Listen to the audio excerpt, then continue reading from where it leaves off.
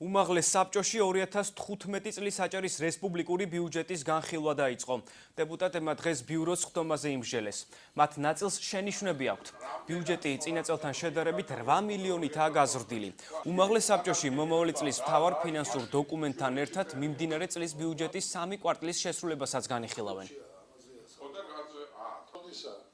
ბიუჯეტის მიმართ ბიუროს წევრებს, კომისიის თავმჯდომარეებს ძირითადად აქვთ პრეტენზიები და შენიშვნები ერთი თვალის გადავლებით, რაც მათ ნახეს.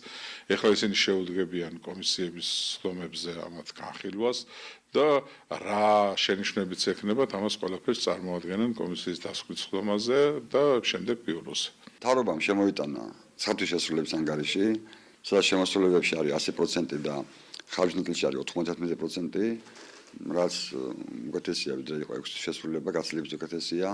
შემოიტანა პრიორიტეტების დოკუმენტები, რომლებიც ეთხოვა იმ პრიორიტეტებს, რომელიც ჩვენ დავსახეთ 2012 წელს, ეს არის სოფლის მეურნეობა, ჯანდაცვა, განათლება, ტურიზმი და შემოიტანა 2015 წლის ბიუჯეტი, რომელიც არის გაზრდილი 8 მილიონი წინა წელთან შედარებით. ძალიან დიდი სურვილი მაქვს, რომ ჩაუტარდეს რეკონსტრუქცია დაგვას კულტურის სახლს. ეს არის ნამდვილად უნიკალური შენობა, რომელიც არის ავარიულ მდგომარეობაში და მე ვიბრძოლებ იმისათვის, რომ ბიუჯეტში პოვოს ასახვა ამ პროექტს.